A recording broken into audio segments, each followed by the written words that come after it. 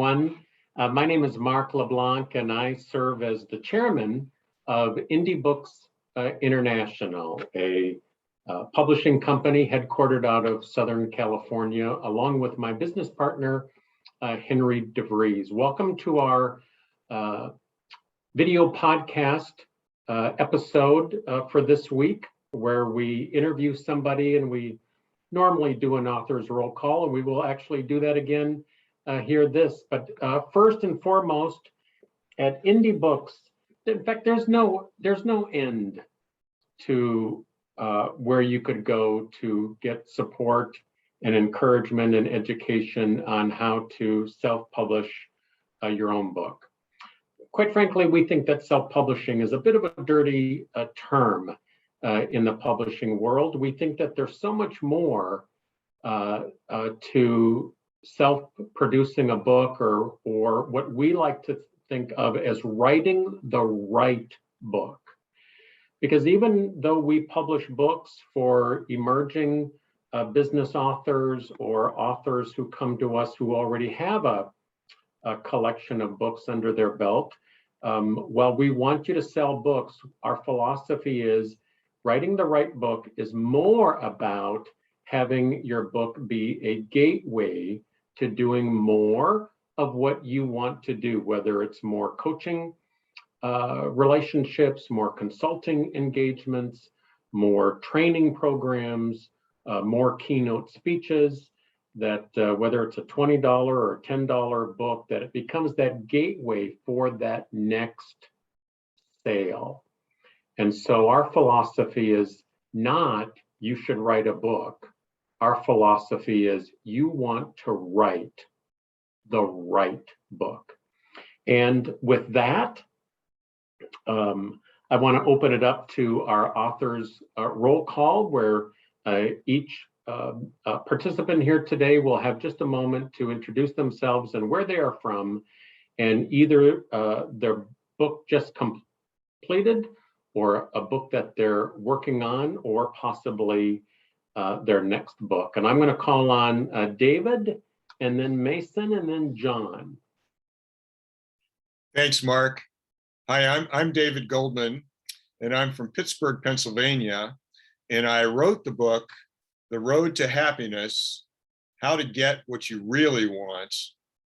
And I'm very excited about my upcoming book. The working title is Bringing in the Business. All right, thank you, David. Mason. Sure, hi, thank you, Mark. My name is Mason Harris. I am the author of The Chutzpah Advantage, Go Bigger, Be Bolder, Do Better. It has been a pleasure working with the Indie Book family, learning a great deal. And even today's post that came out in regard to co-authoring has some immediate resonance for things that I'm doing. Thank you, Mason. John? My name is John Salaika. I live in Memphis, Tennessee. I have 11 different title options for the book that I have still mostly in my head, and it's on trust. So it's building trust in organizations. Thank you, John. I'm going to go to Henry. So, hi, I'm Henry DeVries, CEO of Indie Books International, Chief Encouragement Officer, and I'm the author of Persuade with a Story, which is my trifecta title. So we mean it works as a speech title. I speak to thousands of people a year on Persuade with a Story, including some bookings in Memphis next year. Thanks, John. And you can email me at henry@persuadewithastory.com, or you can visit the website, persuadewithastory.com, which is the model that Devin DeVries and I created for authors, for an author website that can serve you as a media packet and introduction to meeting planners. So really looking forward to hearing Barbara today. All right, thank you, Henry. Dr. Carey. Hi guys, I'm Dr. Carey coming to you from Denver, Colorado. And my book, which Henry just sent me the final cover choices today, so I get to choose between them. I'm very excited. But my book title is Self-Help on the Go, 99 Tactics for Life Success. Because you're not broken, but sometimes life gets awful tricky. Oh, nice. Thank you, Dr. Carey. And Chris. Hello, everybody. Hopefully you can hear me. My name is Chris Hodges. Dr. Carey and I should get together because we both live in Denver. My book, which is right over my shoulder, and the new title, which are the new cover, which I hope everybody likes, is Noble Automation Now. And that's about innovating, motivating, and transforming your business with intelligent automation. It's how to do automation without terrifying your employees and doing great things. All right. Thank you, Chris. Good to see you again. You too, Mark. And for those of you that are not familiar with me, my name is Mark LeBlanc out of Minneapolis. I am currently working on book number 6, and that book is titled Rainmaker Confidential, that I am co-authoring with Scott Love and Henry DeVries, and we're very excited. That should be in hand before Thanksgiving. But now to the main event. I'm thrilled. We've got a very special guest. I guess every guest is a very special guest. I think that seems to be the opening line every time you introduce somebody. But we do have a special guest here for this episode. Her name is Barbara Fulmer. And her topic is First Have No Plan. I remember meeting a woman once, not Barbara, but a number of years ago, and she wrote a book titled A Man Is Not a Plan. And I'm not sure she went very far with that book and that program, but I'm excited to hear about First Have No Plan, as I tend to be a business development guy wanting to make sure that people do have some sense of a plan or where they want to go in terms of growing their business. But a little bit about Barbara. Barbara is a career coach, a ghostwriter, and the author of First Have No Plan, a contrarian's guide to finding your perfect career path. As a master trainer and speaker, she helps others find their place in the world of work and maximize the performance of individuals and teams using techniques developed as head of training for Toshiba, Nestle, Jenny Craig, and United Health Group. Her collaborative style motivates others to take ownership and to find their career path or their perfect path, resulting in higher performing individuals, teams, and organizations.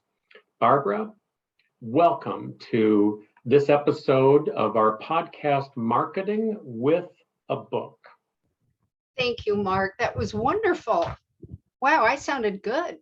You did sound good. And I think that everybody, like me, first wants to just know a little, who are you? Well, that's a good question. Henry and I have been trying to figure that out. And who am I has a lot to do with why I'm writing this book. And I think I'll probably answer that, the who am I question, as we go through this podcast, because my choice of writing a book called First Have No Plan really comes from my career that never had a plan, yet I understood somewhere along the line that you don't need a plan, you need development of your career plan, your career path. So it's an organic situation. So, and I began really working at a printing shop. It was a really high-end lithography, fine 4-color printing shop. And it belonged to my fiance at the time, and he got me a job as a receptionist. I was probably 18 or 19. And I thought, whew, this is it. I was out in the lobby. I had the glass all around me. The know-it-all in me really came into play there, that I realized I am.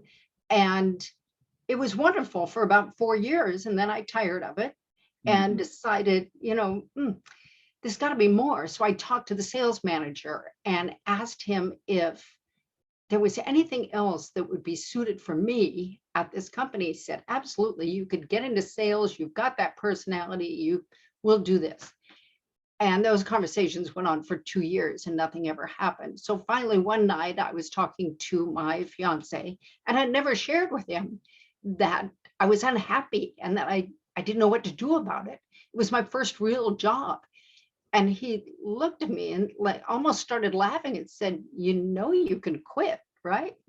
And I was like, I can? No, apparently I didn't.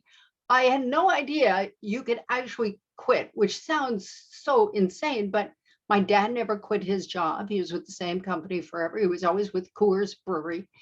My neighbor, I knew him, my uncle, they all had the same jobs forever. And I felt so uncertain about that to make that change, but it was the best thing I could have done because it started me on a different path of getting to know myself better and really learning other businesses, other skills I had. And part of not having a plan, no plan, is that too many people get out of college or not even out of college and take a job or have a plan that really they don't even know themselves yet. They're young, they're inexperienced, they don't know their skill, their knowledge level, they don't know what they're capable of. And the most successful careers are, and I like to say, when you find your purpose, which is kind of corny, but Gary Zukav, an author, he's got 4 New York Times bestsellers, has a saying that I just love, and it suits this book so well, and that is that your purpose comes into play when your personality is in full service of your soul.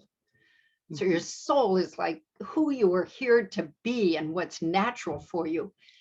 And when your personality that has developed over time is in service of that, that happens to me when I'm speaking, when I'm on a stage. I had a box in my garage and had a stage in my garage when I was a young girl, when I was like 6, 7, 8, whenever I could get an audience. So there's that. And I apologize for the flickering on my camera. I'm gonna, when you're talking next, I'm gonna switch over to a different setup. But that kind of was the beginning of my thinking about, well, I don't have to make a choice and stay with it the rest of my life. And I think one of my first training jobs, which was to help others find their place in the world of work, helped me out because one of the activities we had for that group, because this was a group who had just learned they had lost their job, they were getting laid off. Some of them would still have a job for 6 months, but they knew in 6 months the job would be gone.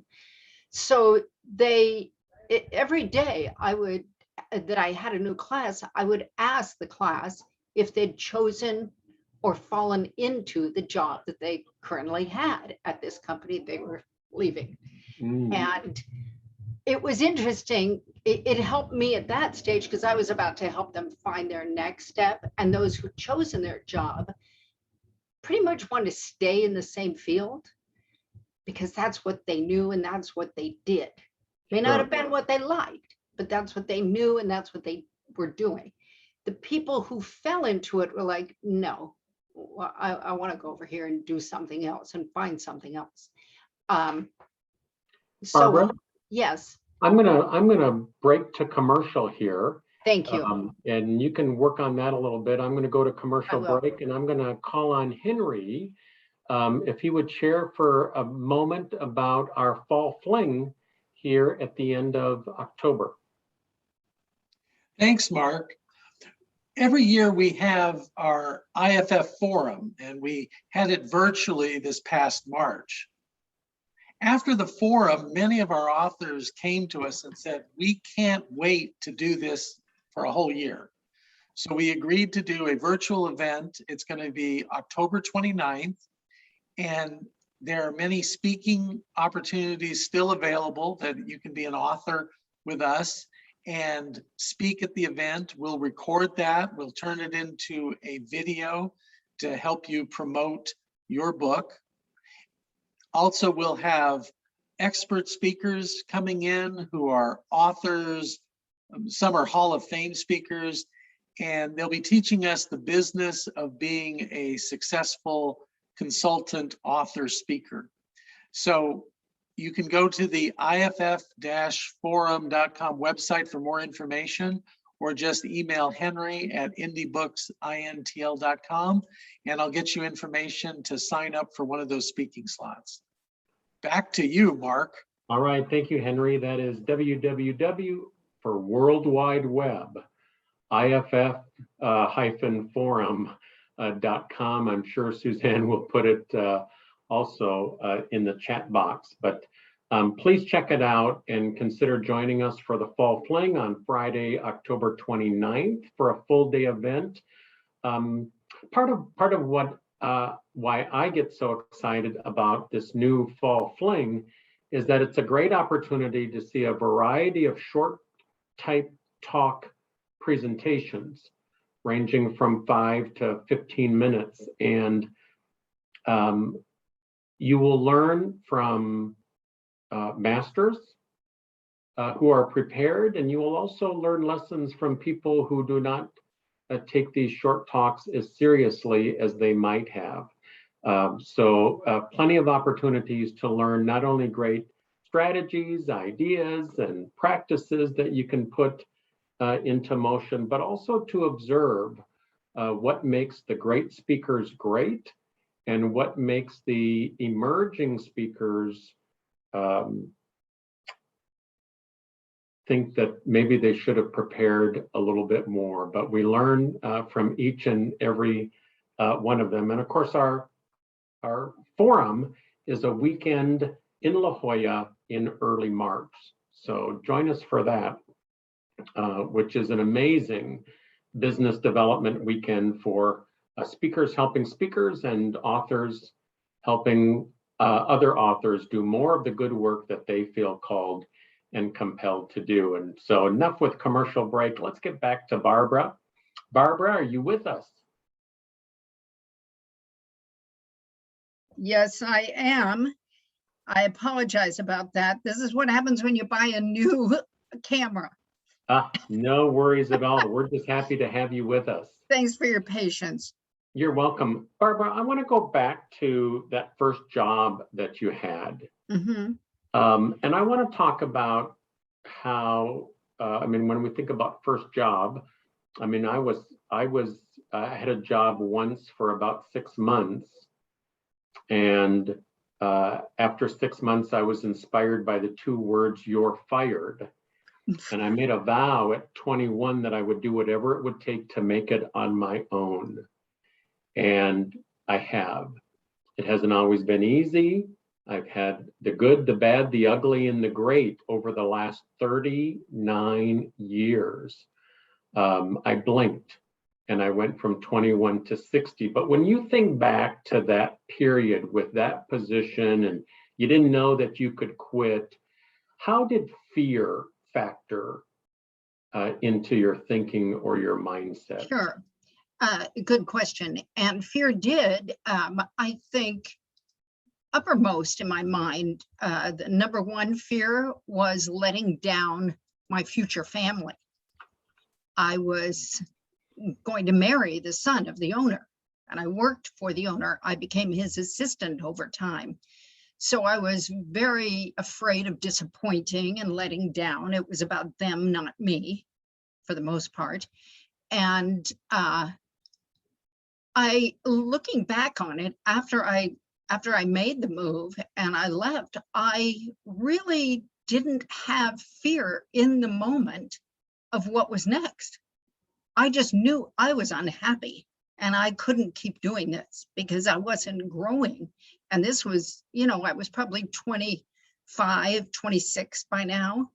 And I really didn't give a lot of thought to at the time because I just had never chosen to leave a job before. And I think I was feeling, once my fiance helped me overcome the fear of the family dynamic. I personally didn't have fear of not finding a job. which would be Well- the fear you would have, I would assume. Yeah. And I know. So where did you go from there?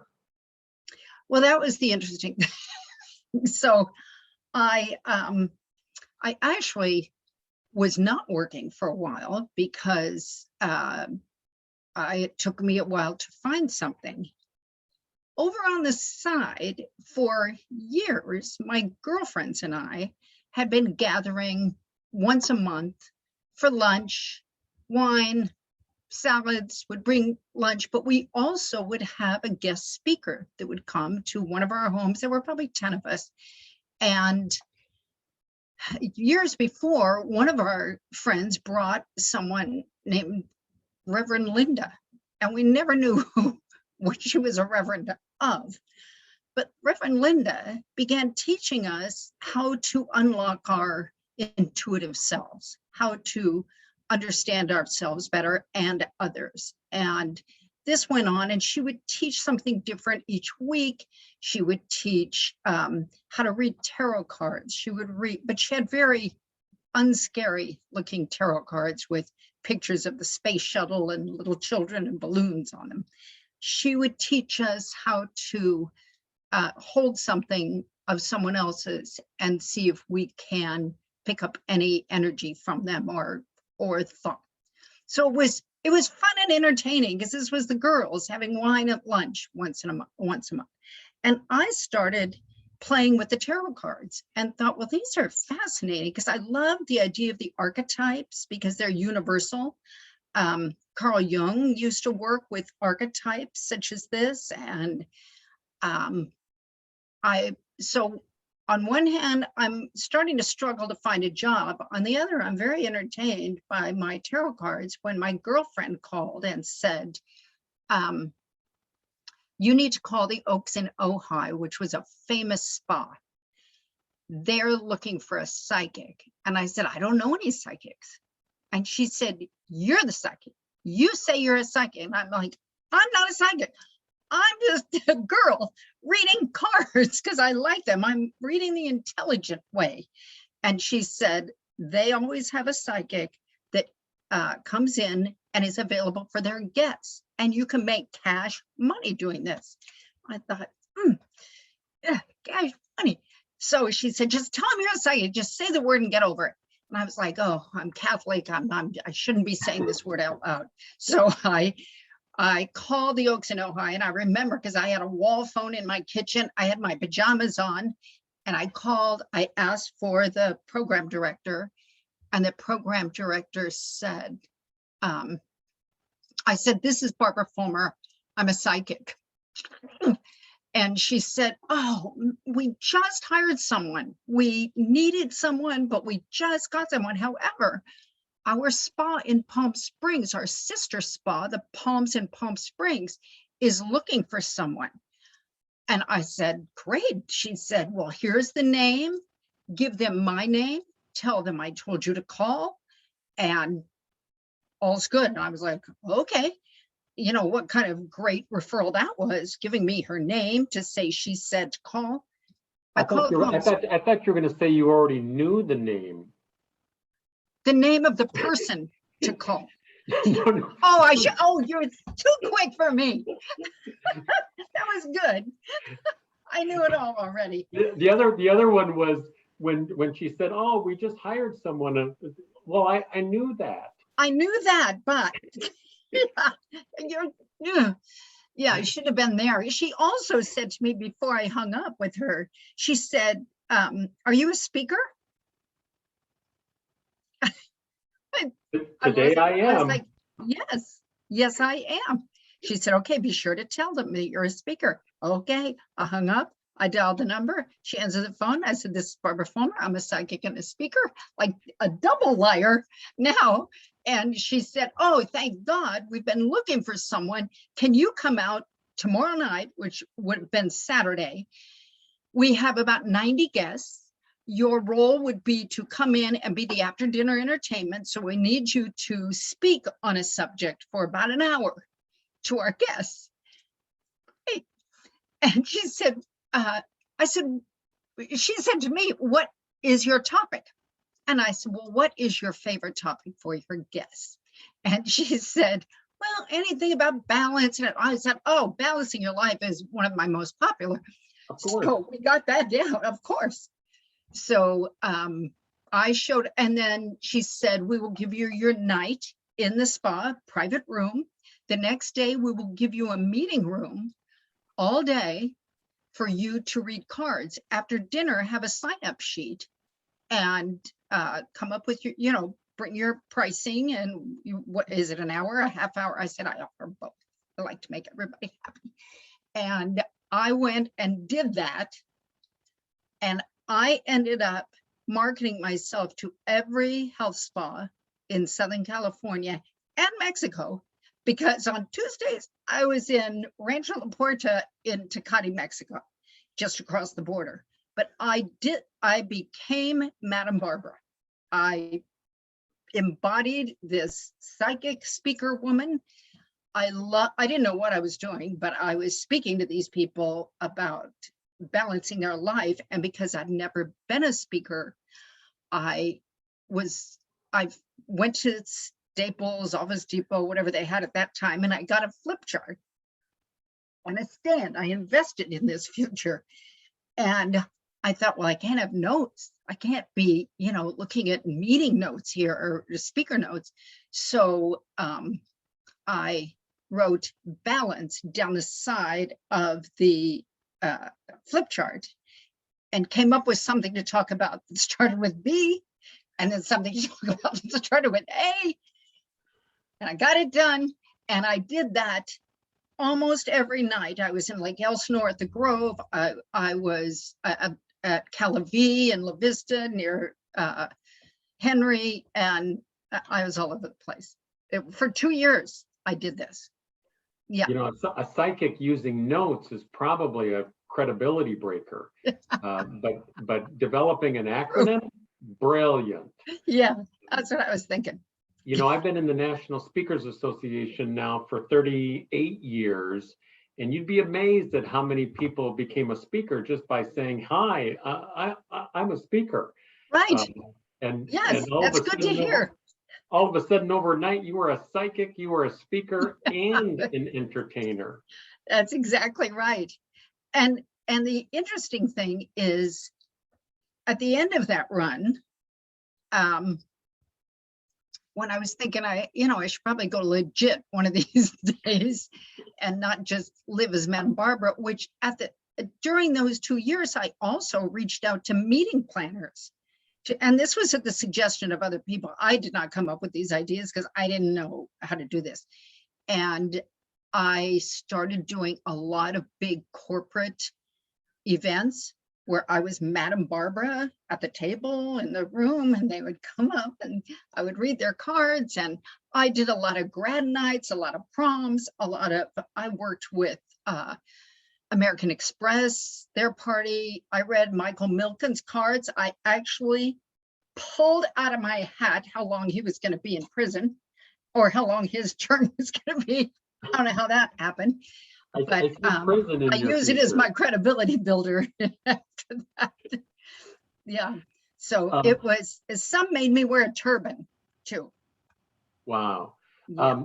Now I want to little more detail. This is after the printing job? Yes. So if I'm following the timeline, you're in your late 20s? Yes.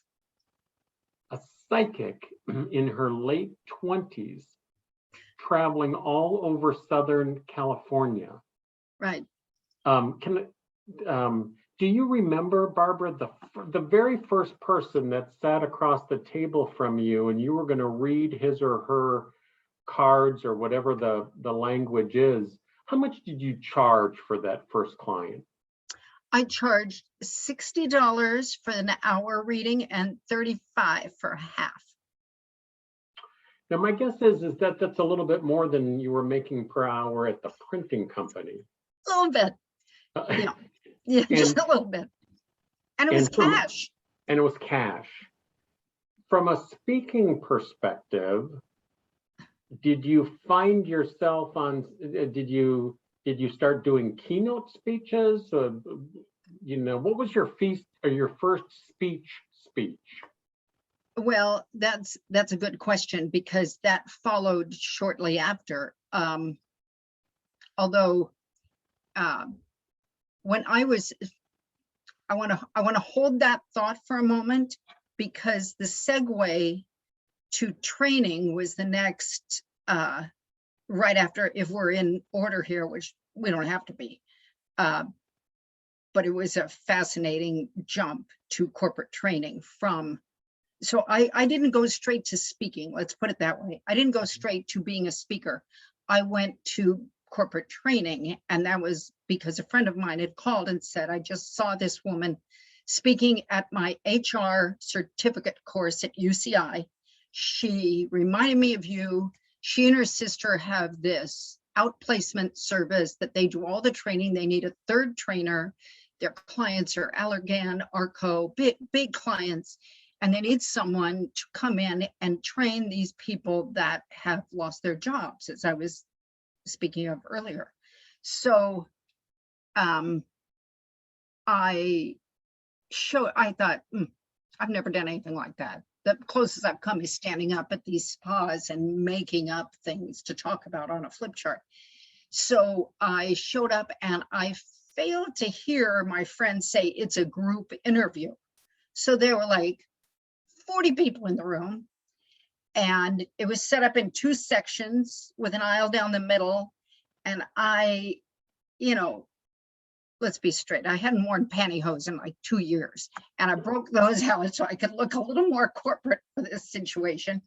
And I sat down toward the back on an aisle so I could make a fast getaway. And I listened to what they were saying, and I thought, this is kind of cool. 8 hours of training, but they would teach you and some things, but they asked for everyone to stand up, introduce themselves, and tell us what you're doing now. And I sat there in the back listening as they got closer to me, and it was, I'm vice president of training at Hoag Hospital. I'm chief learning officer at whatever. I'm head of training at Western Digital, and I'm thinking, I got nothing. I should have brought my turban. So it's getting close to me, and I'm thinking, just pull it together, girl. Just stand up and be you. And so I stood up and I said, my name is Barbara Fulmer, and nothing else came out because a lady in the other section jumped out of her seat and said, "You're Madam Barbara. You read my cards and my daughters at the Palms in Palm Springs." And everybody turned around to look, and I was like, oh, dear Lord, I've been called out here. I mean, I didn't want to be Madam Barbara in that room. I was trying to go legit.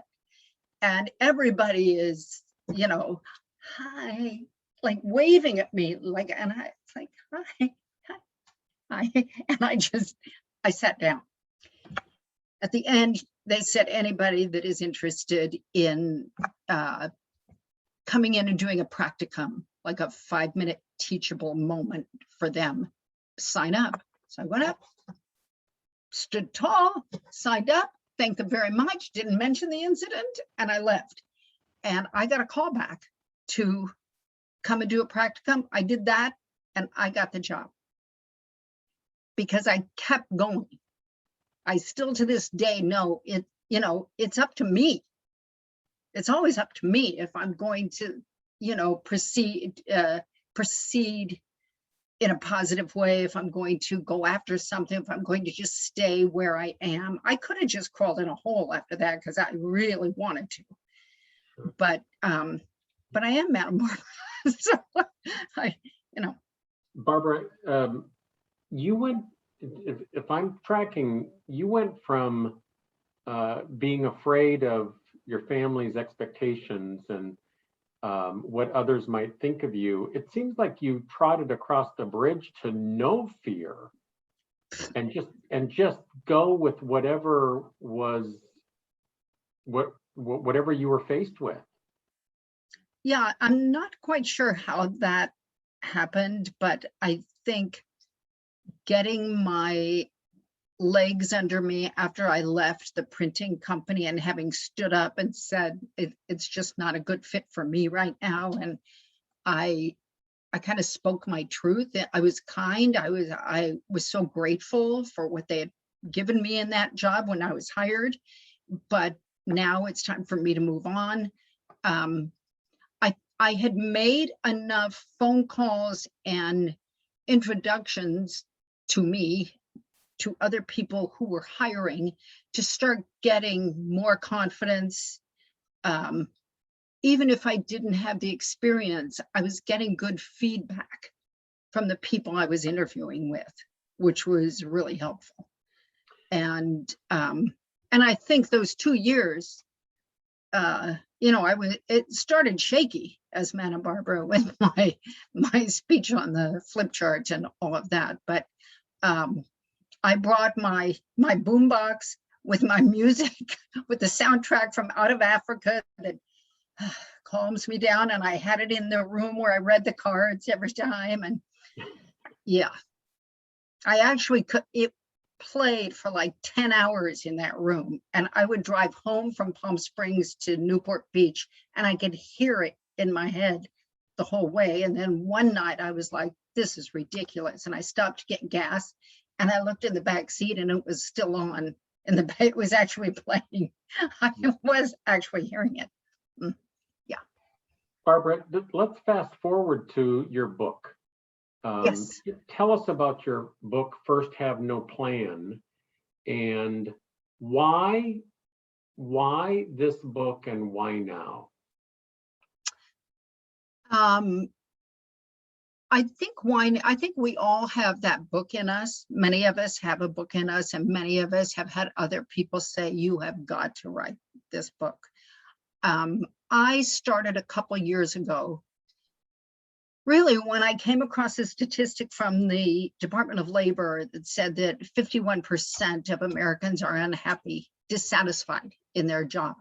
And I thought, man, half the people I'm working with are unhappy in their job, because I learned with the printing job to move along when I was unhappy, not to start, work out, see if I can do anything else here, and if not, I'm moving on. So that statistic kind of threw me, and then I started thinking about writing a different book first, and it was really it was called Every Job Counts. That's what I was thinking. I wanted people to know that every single thing you do rolls up to the next one if you'll just pay attention, if you will be present and take responsibility and own what you're doing. If you're unhappy, the TGIF thing can sometimes really annoy me, because if it's about, we're having a big barbecue this weekend, well, thank God it is Friday, because now we can have our barbecue, and that's a good thing.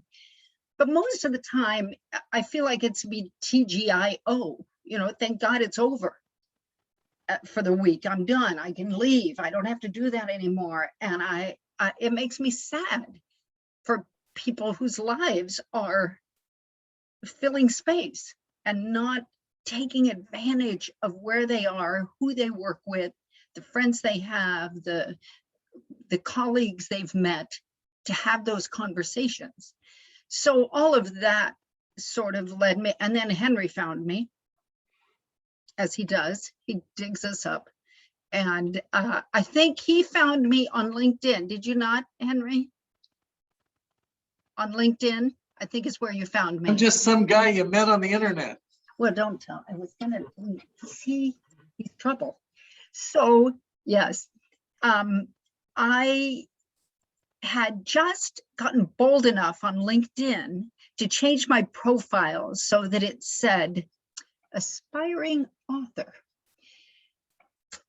I put it out there, and it happened that Henry was getting ready for his seminar at UCI, and I live like 15 minutes from University of California, Irvine. And he reached out to me, and I think he saw, I think you must have sorted by author, and found me. So I went to that, and I was so impressed with this concept, because I loved my speaking career when I had it, because I did slotted in these years. I had a wonderful speaking career. I wanted that back. And I wanted to write this book, but I had no idea I could do that together. You know, that they could really connect and support each other. So that fueled me. It took almost a year probably for me to reach back out to Henry, but does that answer your question of how I kind of? It sure does. And you said something that I thought was really quite profound.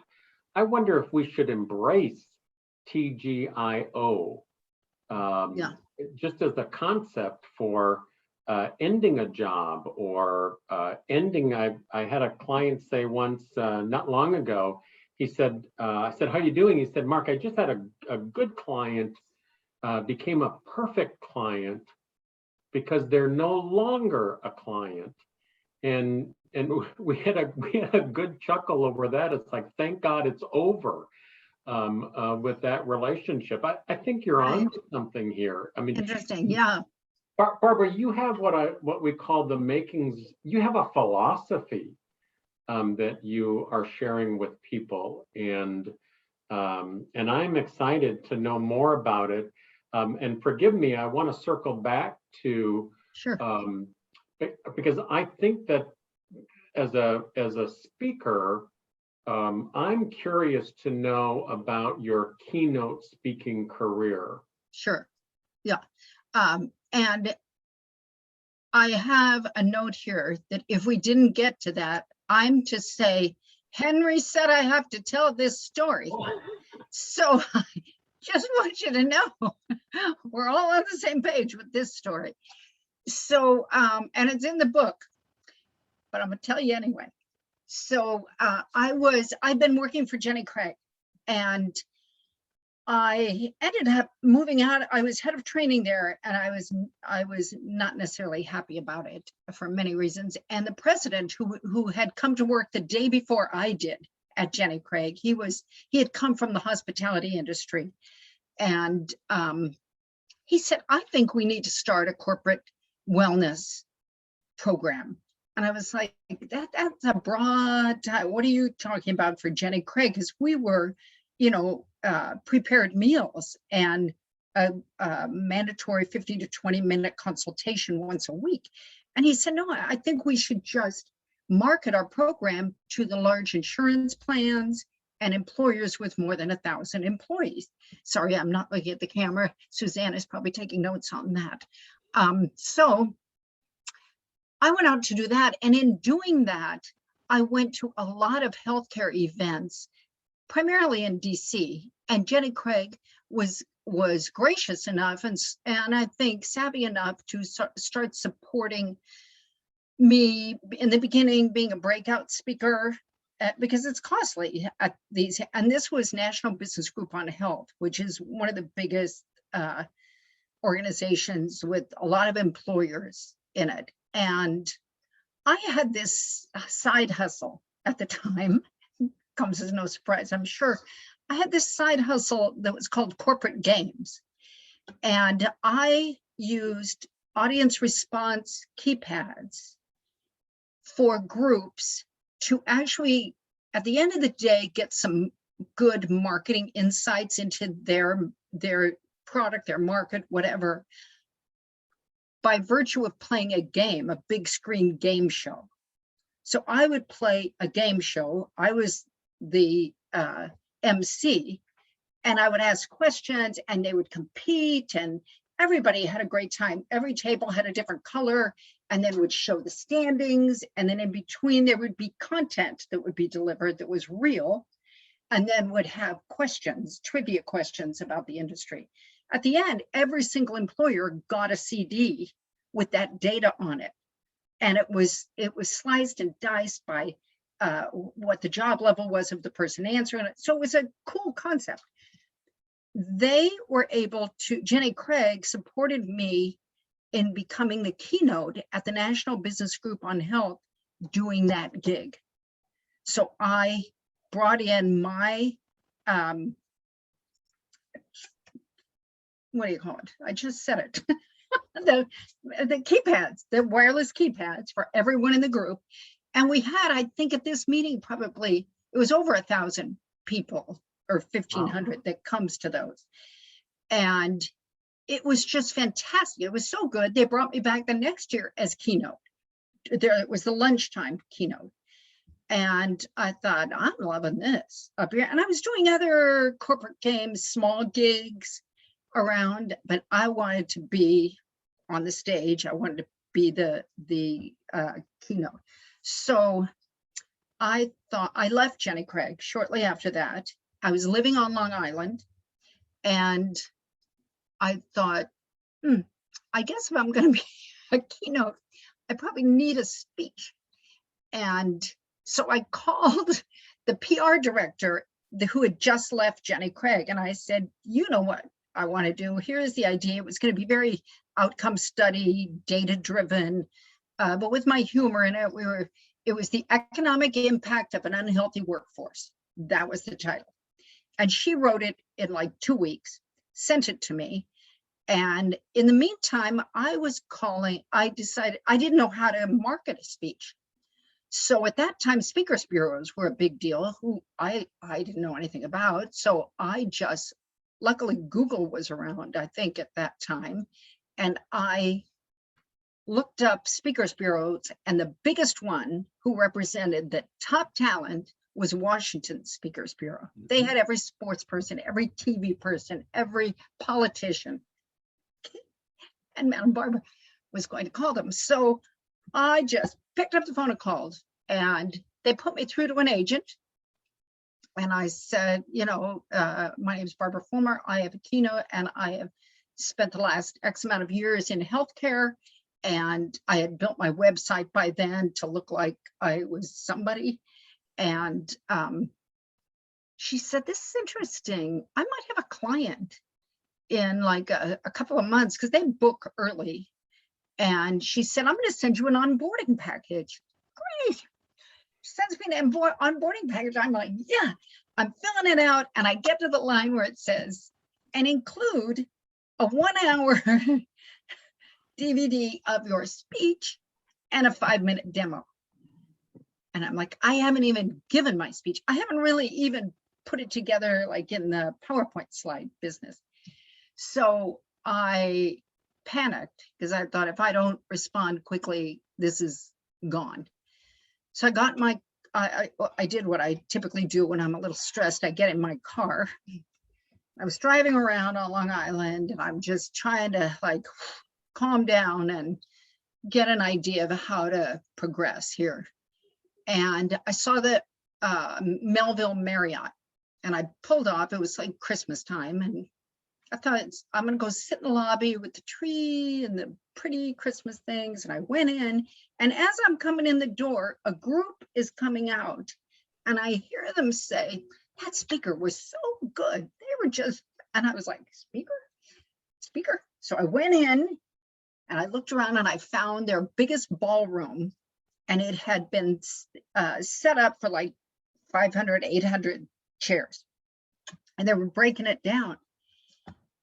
And I stared at that room and thought, why don't I just give my speech to an empty room? How are they going to know anybody's there? I'm in a big old room. I get a videographer. I'll learn myself. I'll stay up all night and put this speech together on PowerPoint and learn it. And I went to the I don't know, it was the catering department or who it was. I went to and said, who do I talk to about booking a ballroom? I just need it for 2 hours. And she said, listen, with this one that we're breaking down is available tomorrow. It was like tomorrow or the next day or something. And only 2 hours, it's like $200. Sold. Thank you. And I need a videographer too. She was like, oh, that guy should be around here. That last group had somebody. And I grabbed him. He was in for it. And I studied up. I showed up there. He showed up. All the chairs are empty. I paid for the big screen. And I gave the speech of my life to that date to nobody.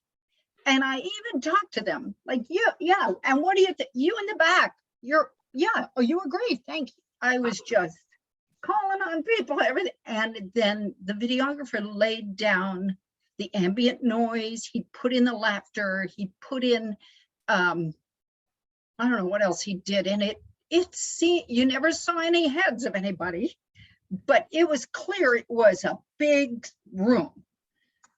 And I sent it, and that gig was gone, and I never worked with Washington Speakers Bureau, but I sent it out to other Speakers bureaus, and I got like 6 of them to put me on their website, hire me. I did gigs for Anthem Blue. I did several for Anthem Blue Cross for different employer groups or their municipalities. I did South Carolina Blue Cross hired me to give the same speech 3 days in a row to their clients' HR group.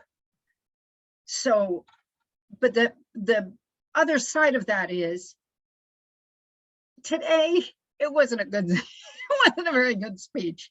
It taught them a lot because I was a trainer, but I may have been funny in places, but it wasn't entertaining. It wasn't, I didn't do what a keynote should be doing, like Bill said the other day about your why, and leave them with the message for 30 days from now. What are you going to remember about this 30 days from now? I don't know what they remember 30 days. I know I got repeat business from some of the speakers bureaus, which was good, but it was just.